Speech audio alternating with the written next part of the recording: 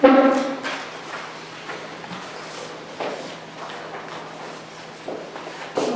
tu peux, pardon. Bonjour. Je vous propose cet après-midi d'aborder cette question d'une relation entre l'art, la peinture, la sculpture et le cinéma, mais ce n'est pas tout le cinéma avec un grand C, parce que sinon il faudrait passer plusieurs heures, ce serait une mission impossible. Donc j'ai choisi un axe particulièrement orienté sur ce qu'on appelle le cinéma expérimental, qui explique en grande partie le travail d'Isabelle Cornaro, les travaux présentés dans l'exposition du cabinet d'art graphique sur un choix d'œuvres par l'artiste Isabelle Cornaro, et puis les œuvres également qui sont proposées dans l'exposition Bonaparte. Je reviendrai sur quelques-uns des artistes qui y sont d'ailleurs présentés. Alors, je vous ai fait une petite bibliographie qui n'est pas du tout non plus exhaustive, qui peut vous permettre de poursuivre aussi ces questions-là.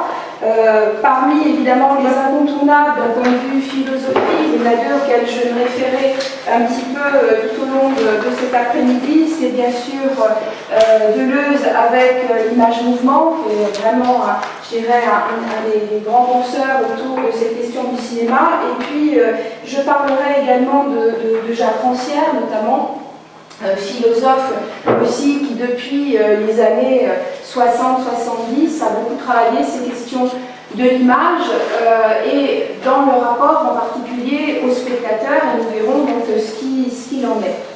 Alors j'ai donné un titre à cette intervention un petit peu étrange en étant partie du titre évidemment de l'exposition Blue Spy.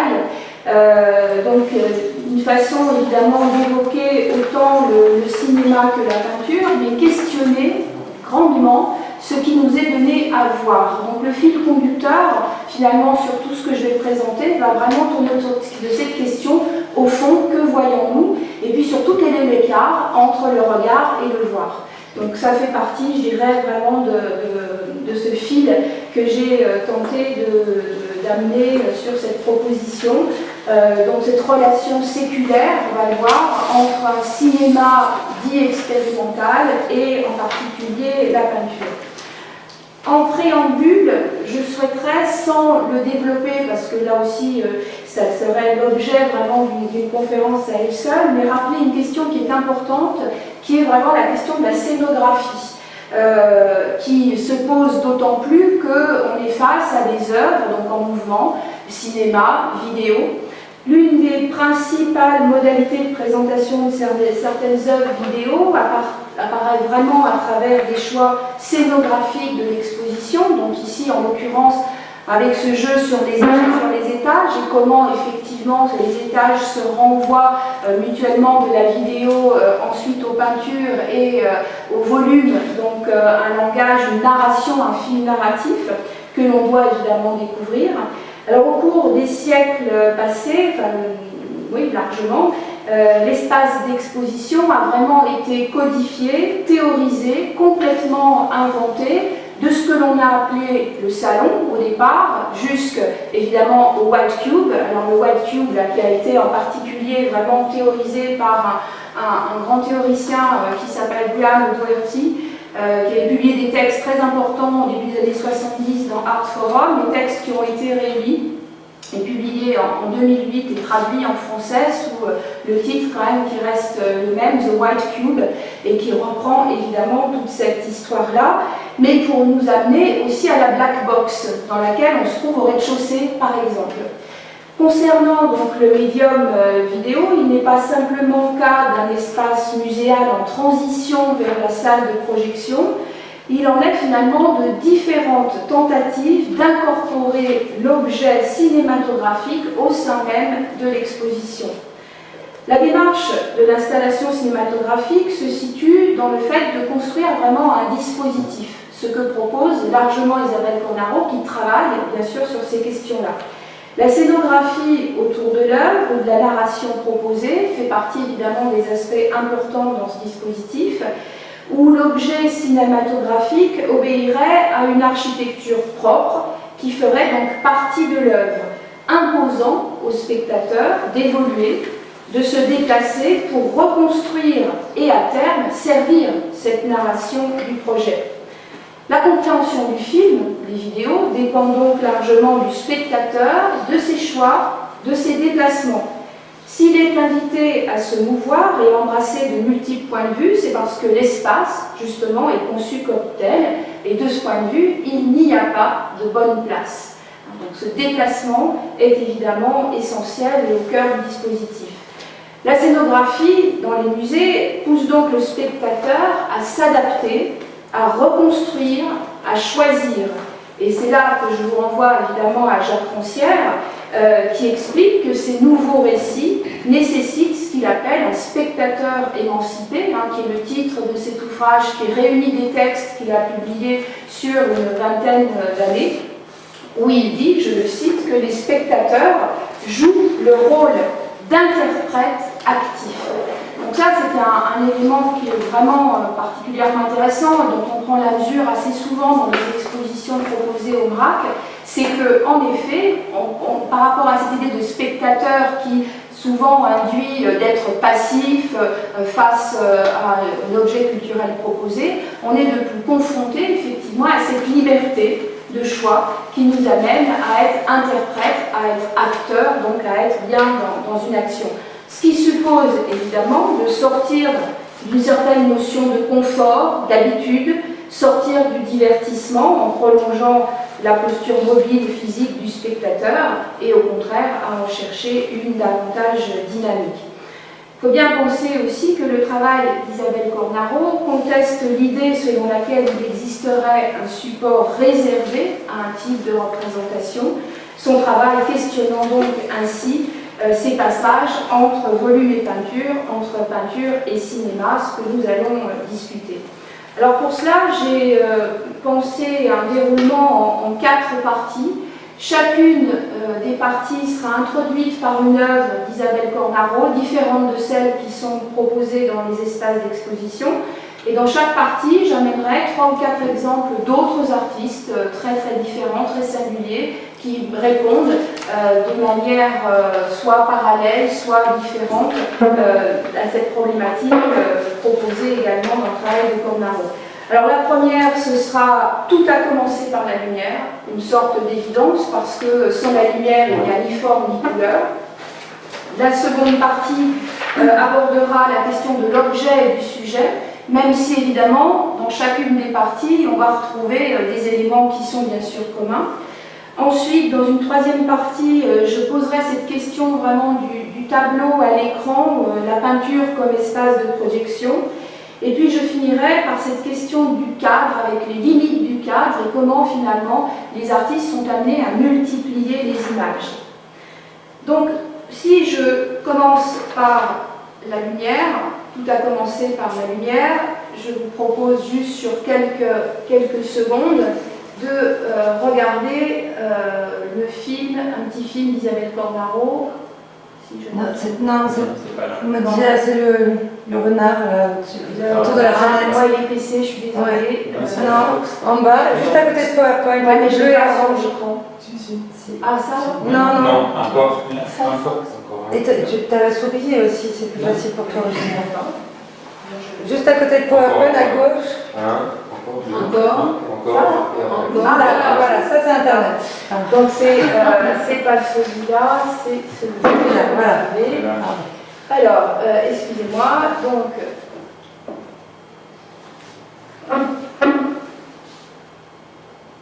Voilà. Ce sont des films donc, qui sont absolument pas sonores. Donc film Lampe, qu'elle a réalisé en 2010. Donc on a ici juste un photo extrait.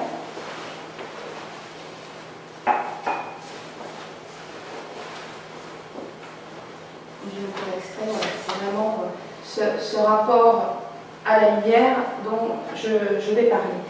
Donc film Lampe, c'est un film qui enregistre, on pourrait dire, des ampoules avec ce rapport oscillant et qui témoigne de la matérialité du processus cinématographique. Des ampoules de toutes sortes qui exhibent leurs lignes et leur volume. qui nous rappellent donc leur action sur notre perception et qui définissent l'espace-lumière. Cet objet aux formes variées donc, nous projette dans ce rapport à l'image entre l'ombre et la lumière, et une artiste ici qui vraiment nous amène à considérer l'ampoule pour ce qu'elle est, c'est-à-dire un objet ayant des particularités esthétiques et techniques différentes et des fonctions comme éclairer, donner de la lumière, créer une ambiance lumineuse, participer à un décor. On pourrait évidemment allonger la liste. Elle opère donc un glissement vers l'écran, comme on peut le voir donc ici sur cette image, où la surface qui s'anime grâce à l'action de la lumière. Donc c'est tout un jeu qu'elle opère dans ce film, hein, vraiment de l'objet à l'écran, et déjà une thématique qu'on va particulièrement aborder, c'est comment la lumière devient couleur et comment celle-ci se répand. Donc ça c'est une notion qu'on reprendra avec pour le coup une disparition de l'objet, évidemment au profit de son action. Au début du XXe siècle, les artistes ont utilisé les techniques issues du développement de l'électricité pour générer dans leurs œuvres le son, les couleurs, les images, en y introduisant quelque chose à ce moment-là qui est nouveau, c'est bien sûr la notion de temps qui est propre au modèle musical. Du coup, l'œuvre devient une sorte de partition qui amène ce qu'on a appelé dorénavant l'image-mouvement. Au cours des 2 premières décennies du XXe siècle, la figure et les cadres de la représentation ont été redéfinis justement par cette réévaluation du voir, du penser, à laquelle les avant-gardes se sont attachés. Les notions classiques d'espace et de temps ayant été remises en cause par les scientifiques et les philosophes. Le cinéma donc fut utilisé. Où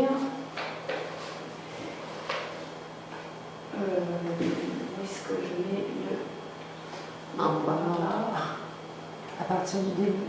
Bon, voilà. Donc les artistes ont, dans cette avant-garde, utilisé le cinéma de manière expérimentale dès les années 1920.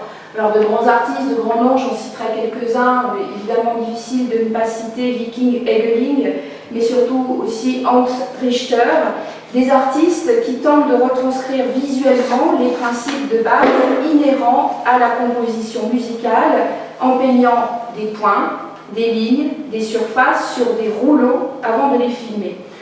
Richter a écrit ceci: c'était inévitable.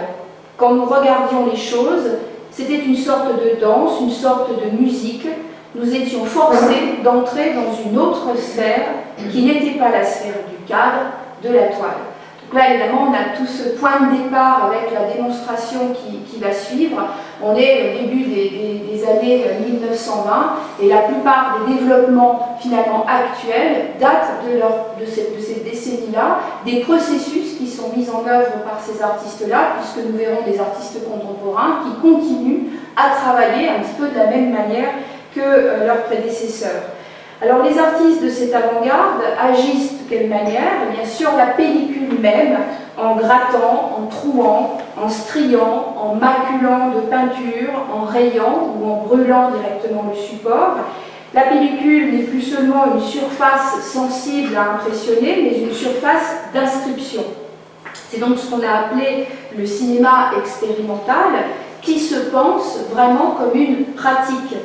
Du filmeur au spectateur, il y a partage d'une expérience qui est médiatisée et sublimée par la création d'une forme. Évidemment, le cinéma expérimental, très fréquemment, n'est pas dans le même lieu que les autres formes de cinéma. Il est généralement projeté dans les musées, centres d'art, festivals, ciné-clubs, plus rarement les salles de cinéma ordinaires, ce qui explique aussi cette question scénographique dont je parlais en préambule. Alors l'esthétique expérimentale entreprend vraiment de brouiller le visible, de provoquer le trouble, de dénouer les habitudes de regard, de rendre au spectateur ce rôle actif, d'éléger encore récits et discours pour mieux être dans cette forme qui pense dont parle Jean-Luc Godard dans l'histoire du cinéma.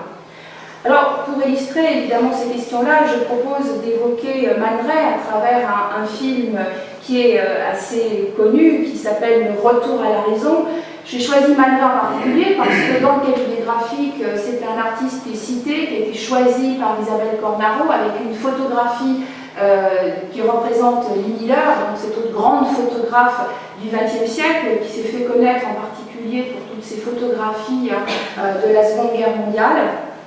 Et donc Man Ray, de son vrai nom Rudnitsky, qui a choisi donc un nom d'artiste, Man Ray, c'est-à-dire l'homme rayon, et qui montre bien combien toute sa réflexion, toute sa recherche a été autour donc de la lumière.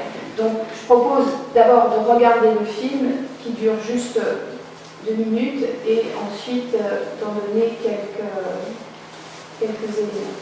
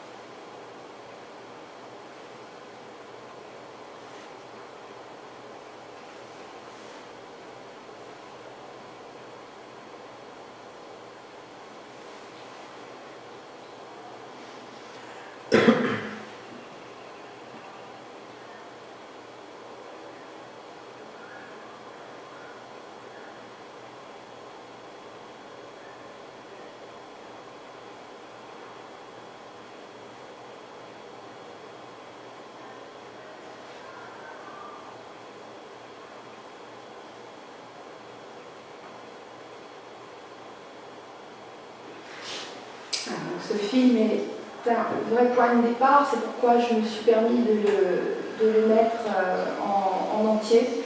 Un point de départ donc à cette histoire du cinéma expérimental, où ce qui est en jeu... Qu'est-ce qu'il me fait? Ouais, c'est parce que c'est YouTube qui continue avec du son. On a effectivement ici... On va faire Smith qui a été considérée comme l'une des muses effectivement de ce pari de la recherche artistique dans ces années 1920. À partir de la diapositive actuelle en haut à gauche, tu fais pour revenir à ton programme. C'est pas ça. C'est pas ça. À partir de la diapositive actuelle, c'est pour repartir dans ton diaporama. Non. C'est pas grave. Donc, sur ce film, et en particulier dans ces années, début des années 20, ce qui est en jeu, c'est vraiment ce qu'on a appelé la déconstruction du sujet. où les artistes vont vraiment travailler entre subversion iconographique et abstraction, entre géométrisme des formes et érotisme des corps, ce que montre ce film Le Retour à la raison, où on part de l'ampoule et comment effectivement, comme je l'ai dit tout à l'heure, tout est finalement venu de la lumière. Pour Man Ray, on va avoir vraiment une série de fragments, d'objets, de formes pour produire un effet totalisant. Dans Retour à la maison, il y a un processus vraiment, je dirais, de cuisine qui s'opère. C'est-à-dire qu'il s'était procuré un rouleau de pellicule d'une trentaine de mètres, installé dans une chambre noire pour y couper la pellicule en de petites bandes, qu'il épingla ensuite sur sa table de travail. Sur certaines bandes, il a saupoudré du sel et du poivre. Sur les autres, il a jeté au hasard des épingles et des punaises, qu'il exposa ensuite à la lumière blanche pendant 1 à 2 secondes, puis il développa. Donc les objets apparaissaient imprimés sur le ruban de la pellicule, des empreintes réellement obtenues sans caméra, sans film, sans recours au dispositif optique. Et avec ce dispositif-là, ce processus-là, Man Ray substituait déjà le hasard au choix, cette notion de hasard qui sera tellement reprise ensuite dans la seconde vague de l'avant-garde dans les années 60 avec John Cage en particulier. Alors, dans les films de Man Ray, la figure comme les objets sont des matériaux plastiques et on sera amené du coup dans la partie suivante à reconsidérer bien sûr cette question du sujet. Et sous l'action de la lumière, ils sont tantôt surface, forme, décor, au service d'un jeu rythmique. Cette question de l'ampoule, elle va rester centrale chez les artistes les plus contemporains, comme c'est le cas par exemple chez Carsten Höller. Alors Carsten Höller, c'est un artiste, comme beaucoup d'artistes d'ailleurs, qui est un scientifique, c'est quelqu'un qui est docteur en agronomie, spécialiste des stratégies de communication olfactive des insectes. Donc la période initiale de son travail artistique, jusqu'à peu près au milieu des années 90, va de pair avec ses recherches en entomologie. C'est un artiste qui est vraiment un personnage clé d'une génération d'artistes dont la recherche s'appuie sur la dénommée esthétique relationnelle qui a été théorisée par Nicolas Bourriaud dans ces mêmes années 90, où Höller élabore ses œuvres comme des interfaces servant à susciter une expérimentation. Du fait de vraiment l'aspect sculptural de son travail, c'est la façon dont le visiteur interagit avec les objets qui permet à l'œuvre d'être complète. À l'instar d'un scientifique, lors d'une expérience de laboratoire, le visiteur active la partie de son choix et observe ensuite donc, le résultat de cette observation et de cette interaction. Cette approche perceptuelle induite dans chaque œuvre est essentielle dans l'acte créateur de cet artiste qui a exploré entre autres l'effet des ondes lumineuses ainsi que les conséquences sur la façon de percevoir l'environnement alentour. Ici, il s'agit donc d'œuvres qui appartiennent finalement à une vaste série qu'il a commencé en 2000 dans une exposition qui avait pour titre Synchrosystème, où est apparu dans ce premier light wall qu'il a ensuite redéfini, rejoué différemment pendant près de plus de 15 ans. C'est donc une série de murs individuels à lumière variable, composés généralement d'au moins 9 panneaux en largeur, avec un clignotement régulier. Sur ces panneaux-là, il y a en moyenne entre 2000 et 3000 ampoules qui clignotent, qui sont synchronisées donc à une fréquence qui est comprise entre 7 et 12 Hz. Ce qui fait que l'œuvre d'art procure une expérience physique exclusive au spectateur, puisque des images différées, surprenantes, sont créées lorsqu'on regarde ce mur-là, et qui permet notamment de voir les couleurs primaires sous un autre jour. Et même derrière les paupières baissées, l'œil est bombardé de stimuli et l'on voit donc un négatif multicolore. Là aussi, on y reviendra tout à l'heure par rapport à d'autres exemples d'œuvres que je citerai, mais aussi par rapport aux peintures d'Isabelle Cornaro, qui se trouve à cet étage et qui rejoue d'une certaine façon dans l'image fixe quelque chose qui est de cet ordre-là. Voici ce qu'écrit Carsten Höller à propos de cette œuvre. Tous les éléments de synchrosystème, donc de ce type de mur qui avait été montré pour la première fois en 2000, sont faits pour fonctionner avec vous, pour vous ébranler, pour que vous vous sentiez différent. Ce sont des dispositifs, des outils ou des machines Ils n'ont pas de sens en eux-mêmes, mais dans leurs fonctions et dans leurs effets qu'ils produisent. L'objet devient une extension du corps. Vous élargissez votre phénotype. Il ne s'agit pas de vous et de l'objet. L'objet et vous sont vous. Tout est vous. Donc on revient à ce que je disais en introduction, avec ce rapport à ces œuvres qui activent et qui incitent le spectateur à devenir un acteur ou un interprète.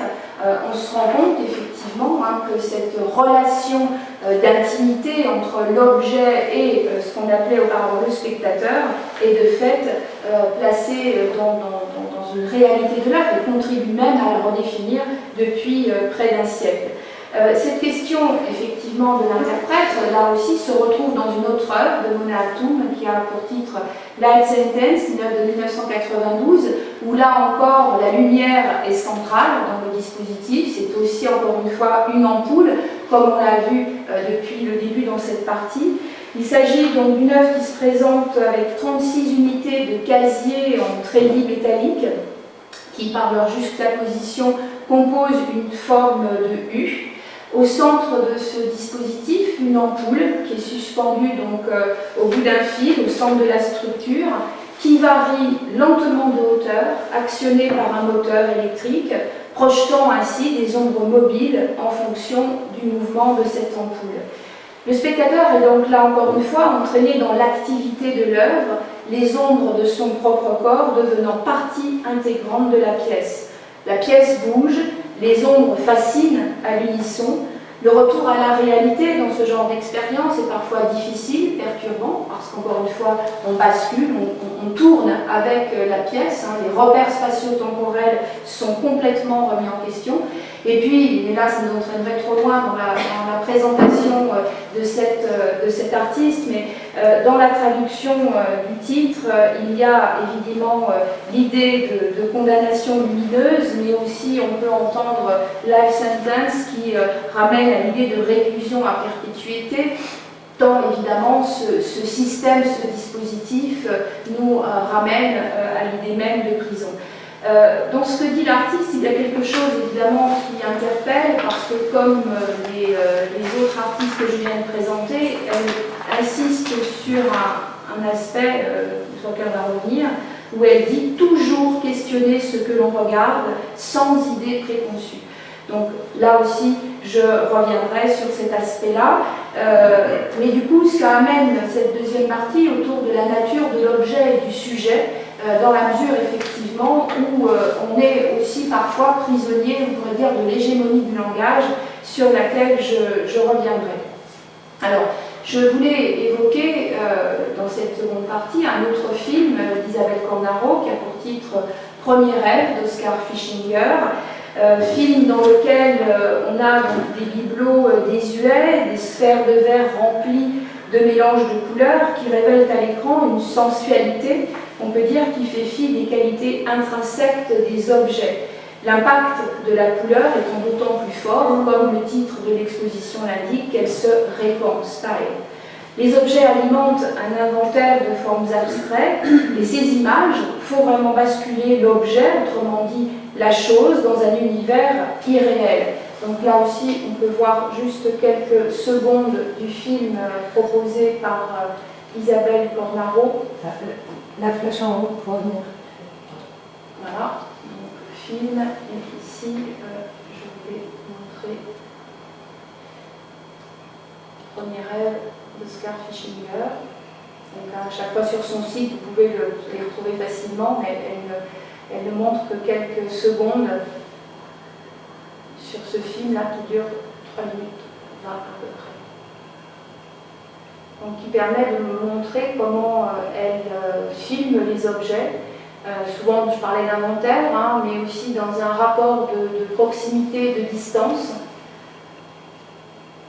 dans un travail en rapport à la couleur. Donc cette proximité, cette distance qui va nous faire disparaître l'objet pour gagner effectivement en couleur. Et comment on a cette idée de cette couleur qui se répand et qui, par rapport à cette question du point de vue, là encore, modifie littéralement notre perception.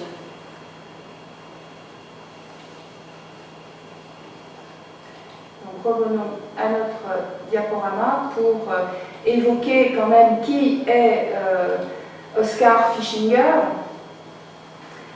puisqu'elle en fait une référence directe. Oskar Fischinger, là aussi on retombe sur nos avant-gardes du début du XXe siècle, c'est un réalisateur de cinéma d'animation allemand qui a réalisé notamment dans les années 1920 et 1930 des films dits abstraits en volume à base de pâte à modeler. Il faut savoir que Walt Disney, avec Fantasia, s'est complètement inspiré du travail de Fischinger pour réaliser donc, ses premiers films d'animation. En 1928, il est engagé par Fritz Lang, il a collaboré à de nombreux films, et sur son propre temps, il expérimente avec du fusain, donc ses animations.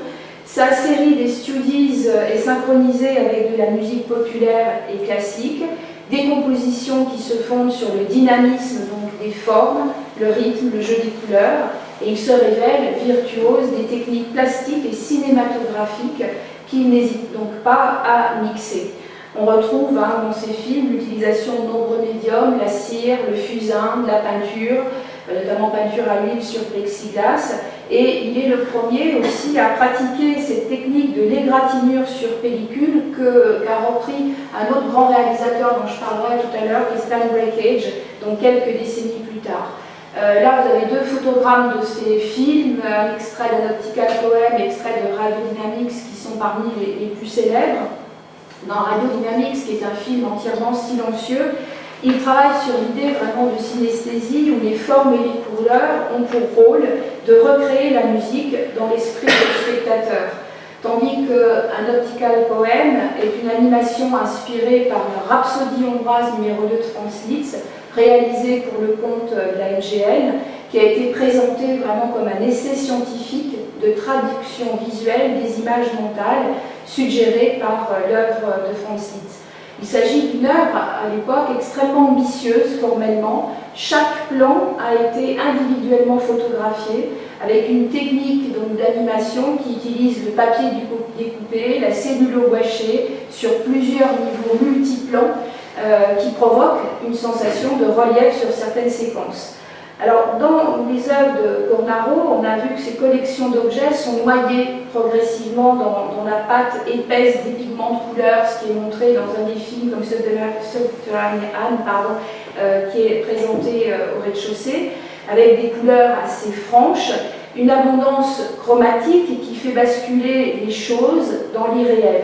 Cette circulation de matière colorée, à l'opposé des effets de projection et d'abstraction lumineuse, renvoie également à cette dimension charnelle de la couleur. De ce point de vue, on peut dire que le sujet, c'est ce qui constitue la matière. L'objet est une chose considérée pour elle-même, pour ses qualités propres, dans ce cas faisant abstraction de sa fonction.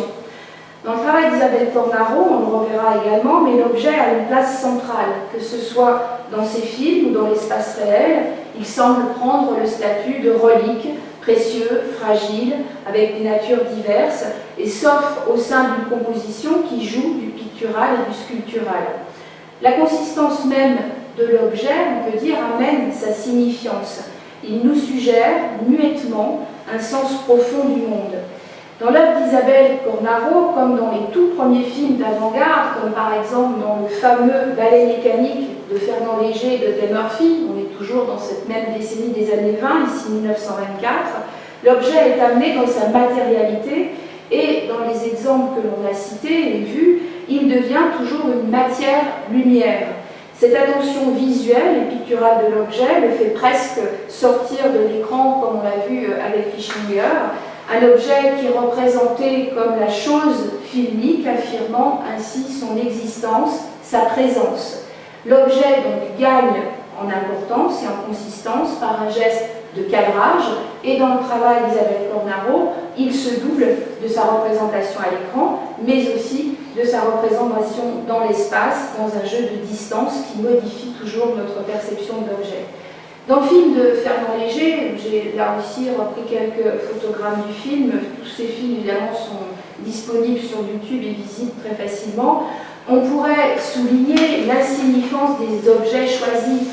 On est dans une époque, les années 20, où on est en plein développement industriel, où on est en pleine sérialité, Et ces artistes-là, s'ils apportent une attention particulière à ces objets de la modernité, de l'ère industrielle, c'est qu'ils y voient aussi un potentiel esthétique assez incroyable de par leur forme, de par leur surface réfléchissante, en particulier ces couvercles qui, évidemment, on parle de leur jeu, de la répétition et de leur forme circulaire à l'intérêt plastique. C'est aussi, bien sûr, leurs surfaces qui deviennent des surfaces lumière, avec leur potentiel, là aussi, de réflexion, qui amène, évidemment, dans tout un processus filmique, dans ce ballet mécanique assez étonnant, qui en fait vraiment une des œuvres qui contribue à définir ce qu'a été la modernité. Il traite d'ailleurs les fragments de corps un petit peu de la même manière que ces objets-là. De ce point de vue, il n'y a plus de hiérarchie non plus dans cette question du sujet. Les kaléidoscopes autour du visage, par exemple, sont traités de la même façon que des kaléidoscopes d'objets. On n'est pas du tout dans une hiérarchie, dans un type de narration qui a l'évidence, encore une fois, de la lecture narrative, mais qui est bien pour, encore une fois, nous amener à exercer ce sens particulier du regard qui nous amène au savoir par l'intermédiaire justement du voir, qui est cet élément beaucoup plus complexe. On peut dire que c'est sans doute l'un des premiers films qui a amené cette décomposition du tissu filmique, un cinéma expérimental donc, qui permet bien de comprendre l'objet autrement, de lui donner finalement une vie en le maintenant sous un regard. Et je voulais à ce propos citer du coup René Thom, qui est un mathématicien, épistémologue français, qui a été le fondateur entre autres de la théorie des catastrophes, dans laquelle il propose une épistémologie du regard posée sur les formes et pouvant donc à partir d'elles remonter jusqu'à la dynamique dont elles sont issues par déploiement. Voici ce qu'il écrit en 1983 dans cet ouvrage célèbre Paraboles et catastrophes. Si on se limite à décrire la réalité, on ne rencontre aucun obstacle. Mais le problème n'est pas de décrire la réalité, le problème consiste bien plus à repérer en elle ce qui a du sens pour nous, ce qui est surprenant dans l'ensemble des faits. Si les faits ne nous surprennent pas, ils n'apporteront aucun élément nouveau pour la compréhension de l'univers. Autant donc les ignorer. Là, je dirais qu'on est dans toute la recherche scientifique, dans tout le fondement de la recherche scientifique, et quand je dis la recherche scientifique, j'inclus l'art. Parce qu'il faut bien comprendre que les artistes sont aussi des chercheurs, et particulièrement au début du XXe siècle, dans cette avant-garde, où ils se sont saisis des méthodes des scientifiques pour pouvoir explorer et renouveler l'art. Donc il y a dans cette phrase vraiment, je pense, une des fonctions mêmes de l'art dans notre époque et dans notre contexte, surtout occidental. Alors je voulais évoquer une artiste beaucoup plus contemporaine, qui est Cécile Fontaine, qui poursuit une démarche assez comparable à celle de ses illustres prédécesseurs, en combinant le montage de séquences filmées en Super 8 ou de films récupérés. Il y a dans son processus tout un détournement d'un objet cinéma qui existe déjà, et elle travaille sur la pellicule par la manipulation chimique de sa surface, des textures et des couleurs, par le collage, là encore, le tirage, le virage, la coloration des émulsions. Elle appartient vraiment à cette école du cinéma qui privilégie le contact direct sur la pellicule, c'est-à-dire un cinéma qui n'a pas besoin nécessairement d'images photographiques pour exister, un cinéma qui inscrit le cinéma dans son appartenance à un art tactile autant que visuel et qui prône le savoir-faire dans les traitements de la matière. C'est un cinéma principalement dit concret. Pourquoi? Parce que même si dans ce que l'on en voit, on est face à quelque chose qui s'affiche comme étant abstrait, il part bien de la réalité des objets, de la réalité des actions souvent ordinaires, et ce sont ces effets visuels qui sont retenus, qui bien sûr deviennent eux abstraits. Le travail cinématographique de Cécile Fontaine s'effectue dans ce qu'on appelle le found footage, c'est-à-dire sur des séquences de films qu'elle n'a pas tournées, où elle recycle donc en totalité les films qu'elle utilise, qu'ils soient trouvés ou donnés. L'utilisation de l'intégralité de l'objet trouvé entraîne un certain nombre de manipulations et de traitements qui sont spécifiques de son travail. Et là, le montage, contrairement au cinéma auquel on est plus habitué, n'est pas du tout appréhendé comme ce qui unit ou lie le divers, mais comme ce qui transforme. Elle arrache, elle gratte, elle poinçonne, elle raye, elle brûle, elle repositionne sans respecter la continuité du déroulement de la prise de vue. Donc là aussi, je présente simplement des photogrammes avec ici un premier exemple, le Color Movie, qui est un de ses tout premiers films où elle envisage le cinéma selon des caractéristiques graphiques et picturales, non pas tant dans les rendus que dans les techniques d'apposition et de manipulation du support même. Elle explique que son film, je la cite, a été composé d'une longue séquence superposée d'autoportraits à travers une vitre réfléchissante et déformante et entrecoupée de diverses sections indépendantes qui sont autant d'esquisses. Dans un autre de ses films, China Girl, plus récent, de 2010, on retrouve les effets de kaléidoscope que l'on avait évoqués chez Fernand Léger dans Ballet mécanique, par exemple. Ce sont des éléments, là aussi, qui sont manuellement déplacés, réorganisés sur la surface de la pellicule, scannés puis animés en de courtes séquences, elles-mêmes mécaniquement transformées dans un montage vidéo qui, là encore, crée un univers abstrait. Donc toujours cette question, comment on passe de l'objet qui est le point de départ du travail de l'artiste pour arriver au sujet, qui lui est en dehors de toute imitation finalement du référent qui sert d'indice de point de départ. Donc là aussi, c'est à l'aide de scotch dont les traces subsistent dans le film qu'elle décompose et qu'elle subdivise l'émulsion colorée dans des couches constitutives, où là encore, elle décolle, transporte et recolle ailleurs les fragments ainsi prélevés. On retrouve toujours ces mêmes gestes dont je parle depuis Hans Richter, c'est-à-dire découper, gratter, ciseler, remonter, avec cette dégradation du support qui suppose bien sûr la perte d'une partie des informations initiales, les objets par exemple, compensée par le grain de la matière qui devient vivante. Et l'altération d'une des couches composant le film couleur s'accompagne de ce que j'appellerais l'apparition de multiples peaux. Ce qui m'amène du coup à aborder la troisième partie autour de cette question du tableau à l'écran, de cette peinture comme espace de projection. L'écran a été souvent pensé comme une surface blanche et vide, exclusivement en relation avec le dispositif de la salle de cinéma. Or, les écrans ne sont pas restreints à un tel lieu, de même qu'ils n'appartiennent pas exclusivement à l'histoire du cinéma. Pour exister et se propager, les images ont besoin d'un cadre ou d'un cadrage, dispositif donc, qui, au XXe siècle, a souvent pris la forme d'un écran. Par rapport au tableau, l'écran est une surface vide, esthétiquement, avec des gros guillemets, inintéressante. Parce qu'on verra que des artistes travaillent quand même sur cette surface-là. L'écran ne se fond pas avec les images projetées donc, sur sa surface, dont il ne garde aucune mémoire. Il reste éternellement disponible, sans inscription et par conséquent sans trace. C'est la projection et seulement la projection qui l'anime, qui lui donne une intensité esthétique. Alors évidemment, cette partie, je l'introduis par ces fameuses peintures dont on a ici de nombreux exemples à l'étage, puisque Isabelle Cornaro joue littéralement avec cette notion d'écran par les formats qu'elle reprend, mais surtout par la technique qui amène un jeu vraiment de vocabulaire sur l'idée de projection. Ce sont des peintures qui sont projetées sur la surface, sur le mur, rejouant donc l'idée de l'écran, et ce sont des peintures qui partent elles-mêmes de ces films. Donc cette peinture qui a été réalisée à partir d'un de ces films, dont elle va effectivement se saisir sur tel photogramme de l'image, des dominantes de couleurs, des masses de couleurs et leur répartition, donc qui questionne évidemment cet aller-retour entre peinture et écran dans ce travail. La couleur et les jeux de lumière s'offrent à la vue, accentuant l'artificialité des objets et en même temps qu'ils effacent complètement leur réalité. Les objets présentés souvent sur des fonds intenses ou encore des pigments qui coulent, comme on l'a évoqué tout à l'heure sur eux, la couleur, je le redis, elle met à distance l'objet.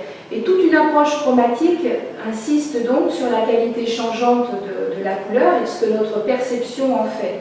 Donc c'est vraiment cette question finalement qu'on pourrait amener de cette façon quand le cinéma fait de la peinture ou quand la peinture fait du cinéma. On va évidemment montrer que là aussi il y a bien des manières, tout en étant sur simplement quelques exemples, de le traduire. Donc c'est à partir de films qu'Isabelle Cournaro a développé une série de peintures au départ appelées reproductions, qui sont vraiment pensées comme des agrandissements de photogrammes du film et conçus donc en projetant des pigments sur le mur des lieux d'exposition, opérant ainsi un jeu entre la projection du film sur écran et la pulvérisation de la couleur, qui est bien sûr une autre façon de recouvrir une surface. C'est un jeu encore entre l'image-mouvement du film et l'action de cet espace couleur qui, bien qu'étant image fixe, vient perturber la persistance rétinienne puisqu'on a finalement ce sentiment de flou, comme si on cherchait à faire un petit peu une mise au point. Alors dans ce cadre, je voulais évoquer le cinéma de deux grands réalisateurs qui ont été Harry Smith et Stan Brakhage. Eux aussi ont joué de la peinture en modifiant les bases même du cinéma, la continuité de la prise de vue, l'illusion du récit, la vocation du cinéma à documenter inexorablement le réel. Alors en premier lieu, Harry Smith, qui a réalisé entre 1930 et 1980 d'importants films qui sont des références incontournables pour toute l'avant-garde expérimentale, qui a touché à toutes les techniques, bien sûr, mais qui a autant innové dans l'animation que dans la manière de montrer des prises de vue réelles, chaque film représentant des années de travail vraiment obsessionnel. Alors ces premiers films en titre générique de Early Abstractions, qui sont des courtes expérimentations visuelles d'une complexité remarquable, des peintures en mouvement dessiné directement sur pellicule, et des films qui sont pensés comme des danses de figures géométriques colorées. Là, j'ai choisi deux photogrammes extraits de ces Early Abstractions. D'un côté, on retrouve ce phénomène de l'action de la lumière et de la couleur dans ce rapport, dans cette idée toujours de spike, de ce qui se répand, de la façon dont la couleur va aussi, en se répandant, ne plus être dans le contour de l'objet. Donc on perd encore une fois ce référent indiciel. Et puis cette persistance rétinienne qui, de fait, est peut-être encore plus importante dans tout ce travail de film, qui joue en plus sur un rythme, sur une certaine vitesse. Donc c'est encore une fois, qu'est-ce qu'on retient quand on est dans l'image-mouvement, quand sur un film assez court, on a énormément de plans qui s'enchaînent, mais chez Harry Smith, avec toujours une composition d'une rigueur obsessionnelle, je le disais, parce que chaque plan est vraiment traité comme une peinture dans sa construction, dans ce rapport finalement à la touche qui caractérise ces films. Et puis il y a également Stan Brakhage, qui était difficile de ne pas citer, puisque c'est l'un des cinéastes expérimentaux les plus importants, aussi bien qualitativement que quantitativement. Entre 1952 et 2004, il a réalisé plus de 300 films, des courts-métrages, qui constituent vraiment une recherche sur ce qu'il appelle les métaphores de la vision. Ici, c'est une œuvre qui a pour titre The Dawn Quartet, qui est un film abstrait qui est peint à la main sur de la pellicule recyclée et qui est une adaptation personnelle de la Divine Comédie de Dante. Dans son ensemble, sa démarche cinématographique est orientée par une recherche de ce qu'il a appelé la pure visualité. Le film s'offre comme une expérience visionnaire qui dépasse les constructions verbales et rationnelles, qui conditionne donc la vision. C'est une inspiration qu'il a exprimée dans un manifeste qu'il a intitulé Metaphors of Visions et qui a été publié en 1961, dont j'ai extrait ce passage là aussi d'une telle intelligence où il écrit « Imaginez un œil qui ne soit plus soumis aux lois artificielles de la perspective, un œil dépourvu des préjugés de la logique compositionnelle, un œil qui ne réponde pas au nom de chaque chose et qui doive connaître chaque objet rencontré dans la vie par une aventure perceptive. Combien de couleurs y a-t-il dans un champ d'herbe pour le bébé rampant qui ignore le vert? Combien d'arcs-en-ciel peuvent-ils être créés par la lumière pour l'œil inéduquée. Imaginez un monde vivant d'objets incompréhensibles et scintillants en une infinie variété de mouvements et d'innombrables gradations de couleurs. Imaginez un monde avant, au commencement était le Verbe. Donc je reviens évidemment à ce que je vous disais tout à l'heure, sur cette question de l'hégémonie du langage qui, dans nos sociétés occidentales, nous empêche quelque part tout le temps pour accéder notamment à l'art, mais peut-être à bien d'autres évidemment choses, c'est qu'on est tellement conditionné par ce verbe, comme il le met, le mot vert par exemple, où il faut à chaque fois pouvoir désigner, pouvoir à chaque fois répondre à cette question, qu'est-ce que ça représente? Et si ce n'était pas important, et si ce qui était donné, c'était cette expérience du voir qui nous permet d'accéder au savoir autrement, à l'intelligence. Beaucoup de civilisations n'ignoraient pas cela et étaient dans cette expérience-là. Notre monde moderne nous a souvent conditionnés pour restreindre cette qualité du voir. Donc là encore, un aspect et tout un travail chez ces artistes qui est évidemment important sur ces questions-là. Sur cette question de l'écran à la peinture, difficile également de ne pas citer Tony Conrad. Tony Conrad, qui est un des très très grands artistes américains de cette deuxième vague d'avant-garde qui s'est développée dans les années 60-70, c'est aussi, comme beaucoup des artistes que j'ai cités, des artistes extrêmement complets avec des œuvres vraiment polymorphes. Il est musicien, il est compositeur, il est vidéaste, cinéaste, écrivain, il est également peintre, il a été professeur dans le département des médias à l'université de Buffalo. C'est un pionnier donc, de la musique minimaliste. Et dans son cinéma, il est parti du principe finalement que tout ce dont le spectateur avait besoin pour voir un film, c'était d'un écran et d'une certaine durée. Il y a eu un film qu'il a réalisé qui a été particulièrement là aussi célèbre et qui a eu une incidence sur ces questions du voir d'un point de vue philosophique important. C'est un film qui avait pour titre The Flicker, réalisé en 1966, qu'on pourrait vraiment traduire par le clignotement, puisqu'on est vraiment là sur des phénomènes que l'on connaît en électricité, quand effectivement on a des interruptions et des clignotements sur le flux continu électrique. Et il avait réalisé dans ce film une succession d'écrans noirs et blancs, extrêmement rapides, une succession qui se répétait en boucle, créant un effet stroboscopique à la fréquence alpha de 8 à 15 flashs secondes. Ce qui fait que pendant la totalité du film, le spectateur qui regardait ce film a été pris de vertige, d'hallucination qui impliquait évidemment un petit peu tous les sens et qui pouvait entraîner des crises d'épilepsie.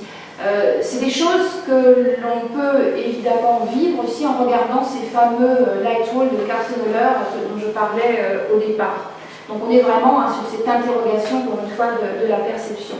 Là, ce que je voulais vous montrer, ce sont ces séries qui appartiennent à ce qu'il a appelé les Yellow Movies, réalisées à partir des années 70.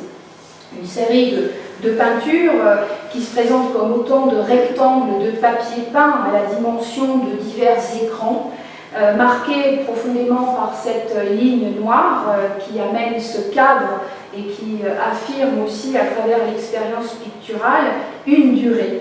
Alors, en quoi amène-t-elle une durée? C'est parce que ces Yellow Movies sont des peintures et sérigraphies sur toile ou papier qui sont faites à partir d'une peinture industrielle de très bon marché et qui a une propriété qui a intéressé l'artiste, c'est que c'est une couleur qui ne supporte pas la lumière, donc qui vieillit extrêmement vite, qui jaunit au fil du temps. Ce qui fait qu'à chaque exposition des Yellow Movies, le processus de vieillissement de la peinture se poursuit par l'action de la lumière. Donc c'est là aussi inscrire une durée, là encore une fois, c'est une durée qui bien sûr s'inscrit dans le temps, puisque au-delà de la mort de Tony Conrad, ces peintures continuent, elles, leur vieillissement dans le cadre de cet écran. Ce qui m'amène à ma dernière partie sur ces fameuses limites du cadre, donc multiplier les images. Je commencerai par un exemple toujours d'une œuvre d'Isabelle Tornaro, avec une œuvre intitulée Paysage neuf, qui permet aussi de rebondir par rapport au dispositif que l'on a dans l'exposition et de ces volumes qui s'apparentent à des socles. Alors je l'ai dit en introduction, Isabelle Cornaro interroge les systèmes de représentation pointant leur caractère profondément construit et culturel. Elle transpose un paysage représenté en sa schématisation abstraite, rendant ainsi visible la construction même du regard. Dans l'installation qui déploie en volume une image, elle s'intéresse à la transposition d'un paysage peint dans l'espace réel, donc en une représentation plus ou moins abstraite, en opérant un déplacement du plan au volume. La question du point de vue est alors centrale car le système perspectif s'offre à l'expérience du déplacement. Là où auparavant on était frontalement placé devant une peinture et on se projetait dans l'intérieur de l'image et de sa profondeur par le jeu du système perspective. Ce type d'œuvres sont des compositions sur socle avec des objets qui sont généralement posés sur ces socles, liés à la représentation ici de la nature dans le cadre de ces paysages. Les modules installés hiérarchiquement par ordre croissant de taille et de forme reproduisent donc dans la perspective de l'espace d'exposition ce qui est, plan à plan, un ordonnancement classique d'espace paysager, du moins tel que bien sûr la tradition picturale occidentale nous l'a livré. Alors l'ensemble redéfinit par le biais de l'abstraction le déroulement spatial de la profondeur du tableau, la déambulation dans l'installation produit physiquement la décomposition du tout en fragments. Dès lors, le mode perceptif proposé est bien cinématographique par ce mouvement même, par le montage qu'il provoque, le cadre et la composition de plans, qui est toujours en devenir et qui, en plus, en fonction, encore une fois, de nos choix en tant que non plus spectateur, mais en tant qu'interprète, va permettre de constituer un récit à chaque fois renouvelé. Alors le paysage, par le glissement des ressemblances et par le retournement de la représentation sur elle-même, est réécrit en plus de cela au moyen d'objets domestiques qui contribuent à cet aspect narratif dont on parlait au début. Et ces objets auraient une nature très souvent chez Isabelle Cornaro de relique, en prenant du coup une dimension sacrée, puisqu'on ne peut oublier l'aspect socle de ces éléments, mais aussi artistique, étant donc du coup présenté sur le socle et rejoignant ainsi l'ordre du pictural, c'est-à-dire l'ordre de l'image. Alors pour abonder dans ce sens de passer du plan au volume et à l'espace réel, je voulais évoquer un très grand artiste canadien qui s'appelle Michael Snow, qui est né à Toronto, où il vit et travaille, qui est un artiste lui aussi multidisciplinaire, qui s'est illustré de façon prolifique dans les domaines de la peinture, de la sculpture, du cinéma, de la vidéo, de la musique. C'est un artiste qui a réalisé son premier film en 1956 et qui n'a cessé d'interroger lui aussi le voir. Alors sa pratique artistique consiste à se réinventer à travers l'exploration sans cesse rejouée d'une large gamme de phénomènes visuels. Les œuvres de Snow existent en effet dans un espace d'échange entre art et réalité, mais bien sûr entre aussi art et public. Chez lui, l'acte de regarder se transforme en acte de voir. Je l'ai introduit sur cette dimension, sur ce déplacement du regarder au voir. En fait, la démonstration dans son œuvre consiste à faire apparaître les limites du regard, ce fameux qu'est-ce qu'on voit, qu'est-ce qu'on regarde, qui est souvent lié, encore une fois, à notre éducation, à notre espace culturel, à nos connaissances, à notre ouverture d'esprit aussi. Donc il fait apparaître les limites du regard, mais en même temps, il y a même l'illimité du visible. C'est-à-dire que ce qui nous entoure, il y a toujours plus à voir que ce qu'on en regarde. Ça, c'est quelque chose que les sens ont bien sûr démontré. Snow, à ce point de vue-là, ne transforme pas la réalité. Il étend réellement les possibilités de notre perception en montrant ce qui est déjà là, sous nos yeux, mais qui est habituellement inaccessible aux façons préétablies et régulées de voir, d'entendre, de toucher.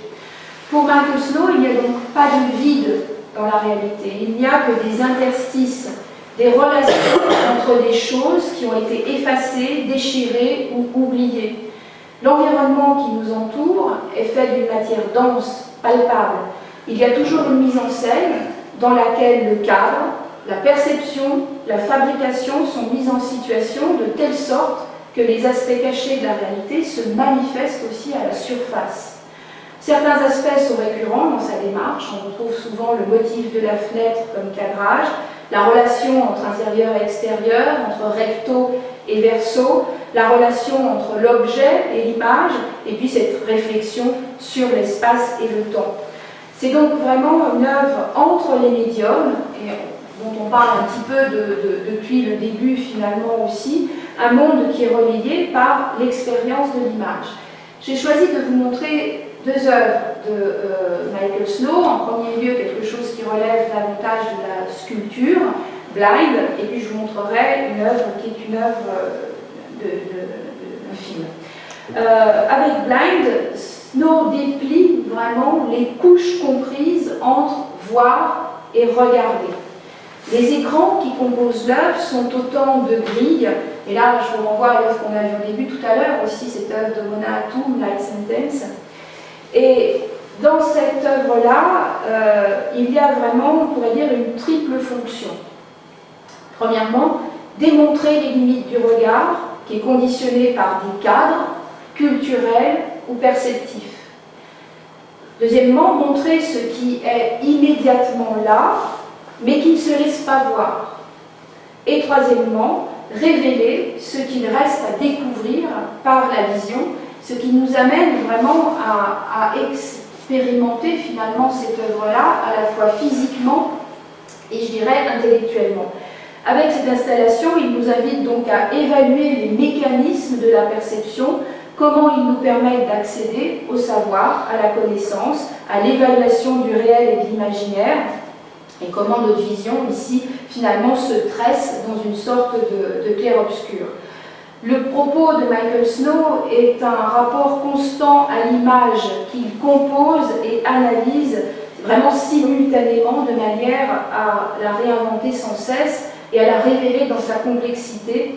Ce qu'il fait avec cette œuvre vidéo, enfin le film, où il multiplie littéralement les images d'une autre façon que dans l'exemple de sculpture, avec ce film réalisé en 2005, imprononçable, le titre imprononçable, qui se présente comme une fausse télésérie fractionnée en deux. C'est l'image d'un événement donc mis en scène qui a été divisé en deux moitiés superposées, autant au niveau de l'image que du son, donc l'une sur l'autre.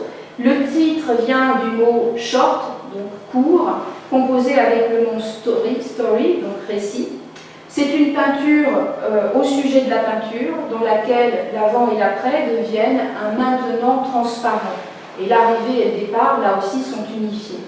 Donc Short Story, c'est une histoire courte, comme nous pouvons le lire par interposition, mais nous aurions vraiment du mal à le prononcer. Et le titre est là pour annoncer finalement la structure du film. C'est l'histoire simple d'un argument à propos d'un tableau.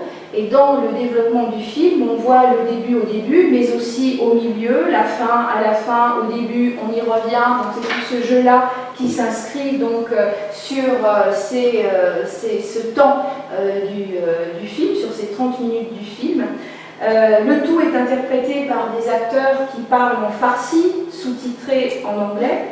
Mais évidemment, ces textes eux-mêmes subissent, comme le titre, cette surimposition aussi, sans que de toute façon il y ait besoin du sous-titrage pour comprendre ce qui est en jeu dans le film.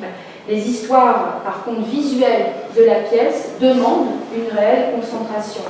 La composition des images, des paroles et des sons par couches successives devient de plus en plus riche, évidemment, à chaque visionnage.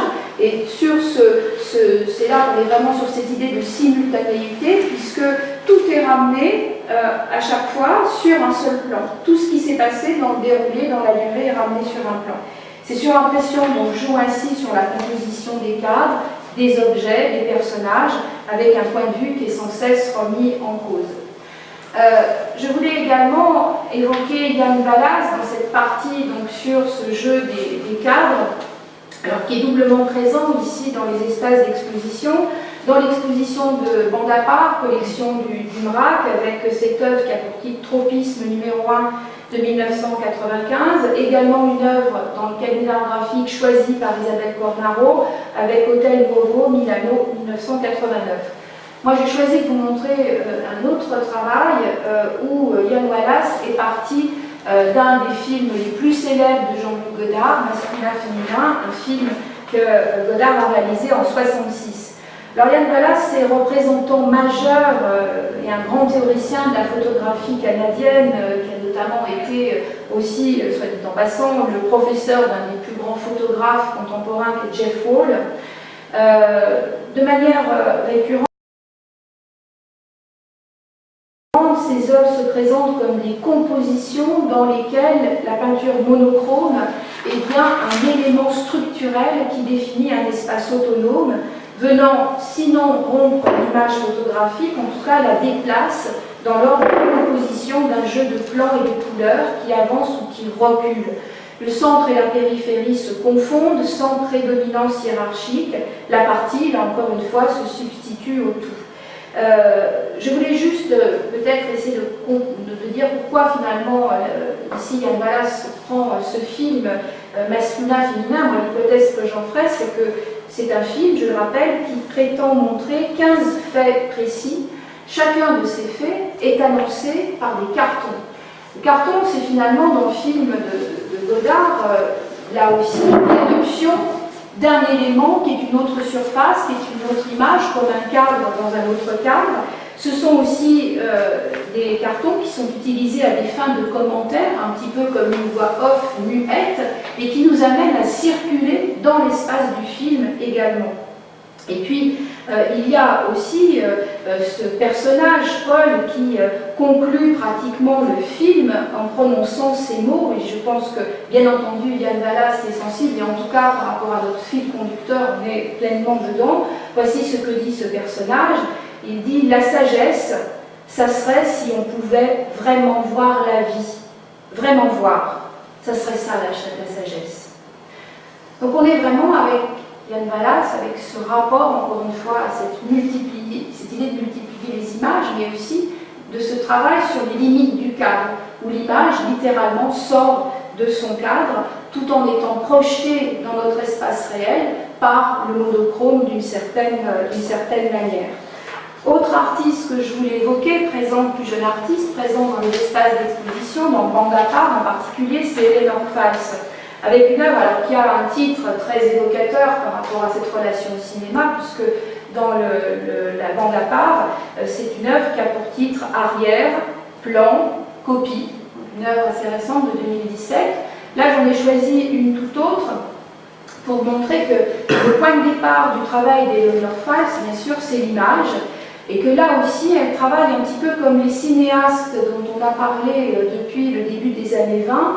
C'est un travail qui est dicté par un certain nombre de gestes où elle propose à l'image finalement d'exister autrement en la libérant d'une part de son contexte originel, historique et symbolique, mais surtout de la faire exister par sa propre matérialité, par ses motifs, ses trames, ses couleurs. Et elle aussi, comme les cinéastes du début du XXe siècle, elle travaille le papier comme la pellicule, elle découpe, elle agrandit, elle superpose, elle juxtapose, elle plie, elle décolore. Ce sont vraiment des sculptures et des installations qui forment des éléments d'un paysage en construction, comme nous l'avons évoqué tout à l'heure pour l'œuvre d'Isabelle Cornaro avec Paysage neuf. Il s'agit finalement ici de sortir du plan, fouiller derrière l'image, et c'est une autre forme bien sûr de projection dans l'espace, qui nous amène aussi dans ces fameux déplacements que l'on a vus par exemple également avec Michael Snow. Il s'agit bien de rendre visible, et se rendre visible ne relève sans doute pas tant d'un acte que d'un glissement imperceptible d'un espace à l'autre.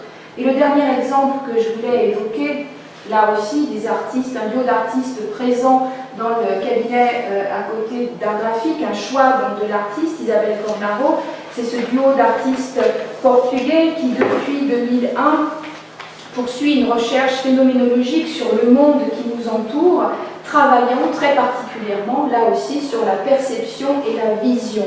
Leurs films montrent de courtes séquences sans effet narratif, purement visuel. Ces artistes saisissent donc des instants de scènes tirées de la vie quotidienne et de gestes fortuits le battement d'ailes d'un perroquet, par exemple, des œufs au plat dans une poêle, une roue qui tourne.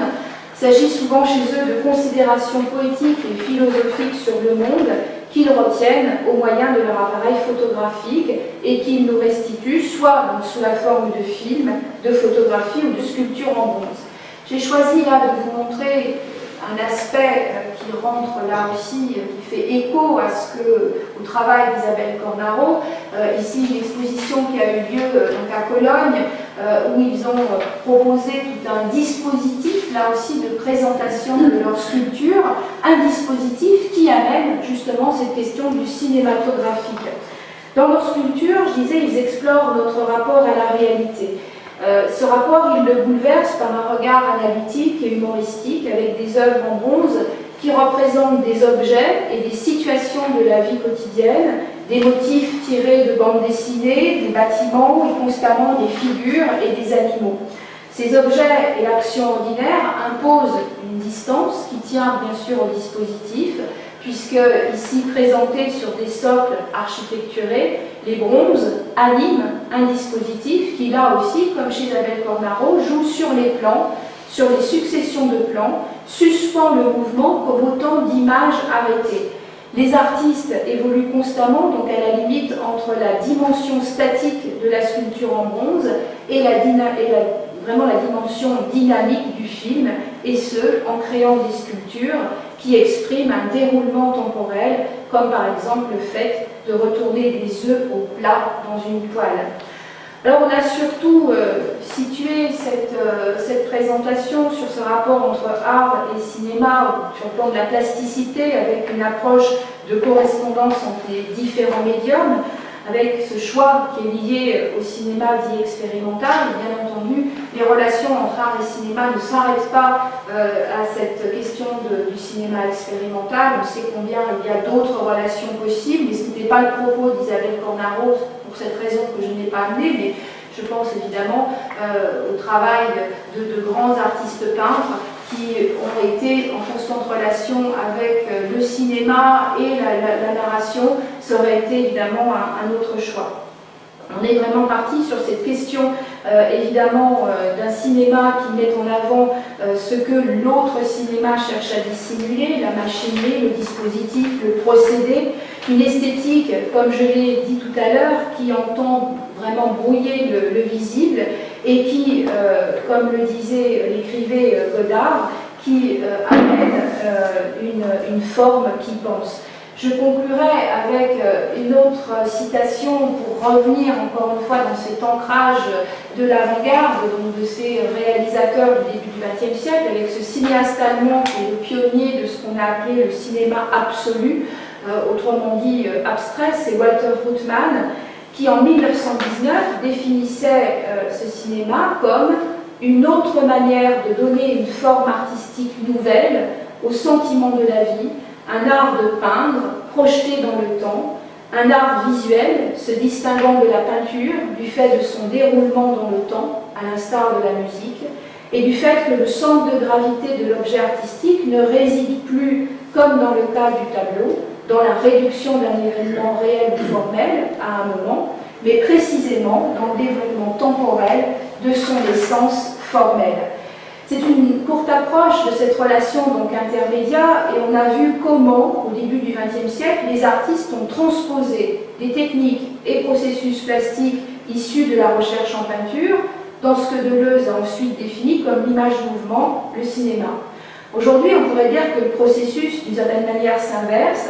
Les artistes questionnent dans le champ pictural et sculptural le vocabulaire cinématographique et ses enjeux visuels, investissant en particulier l'espace réel, cette arène dans laquelle nous nous trouvons et agissons. Je vous remercie de votre écoute.